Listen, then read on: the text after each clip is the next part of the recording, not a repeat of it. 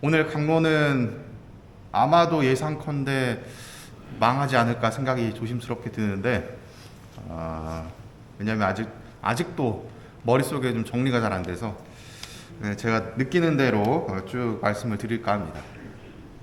제가 얼마 전에 유튜브에서 강의 영상을 하나 봤는데, 제가 강론을 하기 위해서 여러분들은 어떻게 생각하실지 모르지만 무슨 저기 무슨 겟세마니 동산에 가서 피땀과 피눈물을 흘리면서 묵상 중에 강론이 나온다라고 생각을 하실지도 모르겠지만, 그런 기도 중에 나오는 것도 있고, 또 다른 사람들의 강의나 또 어떤 무언가를 보면서 요거 강의 때, 이 강론 때 써먹어야지 하면서 이렇게 가져오는 것들도 있거든요.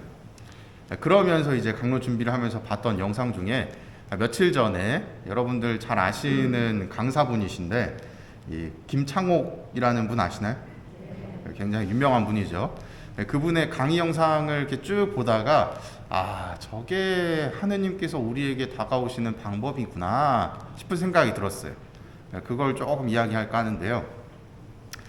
김창옥 씨는 그 강의 중에 이렇게 강의들 쭉 이렇게 듣다 보면 굉장히 유명한 강의 내용 중에 하나가 이 우울증을 극복하는 것과 관련된 그런 내용들이 있어요. 그것에 이렇게 맞닿아 있는 내용 중에 하나인 것 같아요. 그분이 이제 우울증이 심해졌을 때에 제주도에 가서 해녀들을 만나서 물질을 했대요. 들어보셨어요, 혹시? 못 들어보셨나요? 다행이네요. 잘 오셨습니다. 이 해녀분들의 물질하는 것들을 같이 이렇게 해보면서 그분이 뭘 느꼈냐면, 전복이든 굴이든 따려면 어떻게 해야 되죠? 물속에 들어가야 되잖아요. 들어갈 때에 장비나 이런 것들이 있는 게 아니라 오로지 나의 이 숨을 참는 능력, 그리고 물을 거슬러서 내려가는 나의 능력을 통해서 전복과 굴을 따게 되죠. 해녀분들은 이 숨을 참는 것에 능통하신 분이시니까 숨을 한 번 들이쉬면 한 2분, 많으면 4분, 5분 그 정도를 이 물속에서 전복이나 굴을 캐는데 사용한다고 합니다. 그렇게 한숨을 들이쉬고 내려가서 전복과 굴을 딸 때에 그분들이 따시는 전복과 굴의 씨알은 어떨까요? 씨알은 아마도 크긴 크겠지만 그리 크진 않을 거예요. 왜냐하면 나에게 주어져 있는 한 2분에서 5분 사이의 그 숨 때문에 깊이 못 들어가는 거죠. 그리고 깊이 들어가면 들어갈수록 이 수압 때문에 내 이 몸이 이렇게 숨쉬기도 어렵고 또 이렇게 귀도 막 아프고 이러죠. 그러다 보니까 깊이 있게 못 들어갈 거예요. 그러다 보니 나는 마음 같아서는 커다란 전복과 굴을 따고 싶지만 현실적으로는 나의 능력이 그걸 뒷받침하지 못한다는 것을 깨닫게 됩니다. 그러면서 이제 김창옥 씨가 하는 얘기가 뭐였냐면, 이걸 극복하기 위한 방안은 아니었겠지만 이것을 조금 현실적인 어려움들을 극복할 수 있는 방법이 있는데 지금은 없어졌대요. 근데 그게 뭐냐 했더니, 혹시 머구리라고 하는 거 들어보셨어요? 머구리를 아세요? 어떻게 아시지? 여기 다 똑똑하신 분들만 계신가? 머구리가 뭐예요? 그렇죠. 예. 이 머구리라고 하는 것은 지금으로 따지면은 해남이라고 볼 수도 있어요. 근데 해녀, 우리가 그냥 맨몸으로 물질을 하시는 분을 해녀라고 하고, 남자들도 그와 똑같이 물질을 하죠. 그래서 제주도 가면은 해남이 캔 무슨 칼국수집 해가지고 이런 데도 있고, 그런 해남이 있는데, 예전에는 그것과는 조금 다른 방식으로 물질을 했다고 합니다. 1900년대 중반 그때쯤에는 남자들이 주로 했는데, 왜 남자들이 했냐면 이 머구리라고 하는 직업은 착용하는 장비가 있대요. 그게 뭐냐면 우주복처럼 머리에는 커다란 동그란 앞에 물안경 이렇게 달려 있고 무거운 투구를 쓰고, 이 손과 발에도 마찬가지로 무거운 이런 장갑을 끼고, 그리고 온 몸에 물이 들어가지 않도록 다 이렇게 방수 처리가 되어진 옷을 입고서 물속으로 들어간다고 해요. 온 몸에 무거운 납덩어리를 지니고 있으니까 물속에 잘 들어가겠죠? 그러면 올라올 수 있을까요? 못 올라오는 거죠. 대신에 무거운 납덩어리를 지고 깊이 내려갈 수 있고, 그리고 뭐 수압이나 이런 것들은 입고 있는 옷 때문에 견딜 수가 있는 거죠. 그리고 이 머구리가 입고 있는 옷에 얇은 줄이 하나가 달려 있대요. 이게 무슨 줄일까요? 그렇죠. 숨 쉬는 이걸 뭐라 그러죠? 숨 쉬는 줄이 산소를 공급하는 줄이 달려 있다고 해요. 그래서 배 위에서 이 산소를 공급하는 줄을 계속 이렇게 늘려주고 머구리는 바다 저 깊은 곳에서 천천히 이렇게 걸으면서 전복이며 불이며 남들이 채취하지 못한 그 씨알 좋은 것들을 채취를 한다고 해요. 해녀는 짧으면 2분, 길면 한 4, 5분 가량을 전복과 굴을 이 인근의 얕은 물에서 이제 캐게 되는데 머구리는 얼마 동안 가능할까요? 통상 1시간을 물속에서 지낼 수 있다고 이야기를 합니다.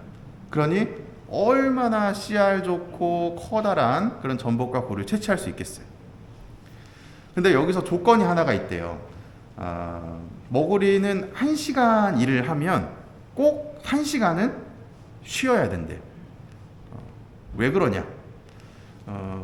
아무래도 이제 물 속에서 이 얇은 줄을 통해서 공급받는 산소 때문에 내 몸에 이제 부하가 걸리게 되는 거죠.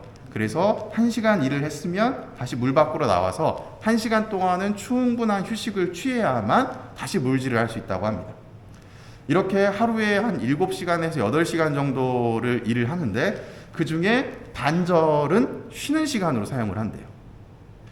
이 모습을 이야기하면서 김창옥 씨가 무엇을 이야기했냐면 우리 삶의 이 무기력증에 관해서 이야기를 하더라고요. 해녀는 자기의 능력만큼 일을 하죠.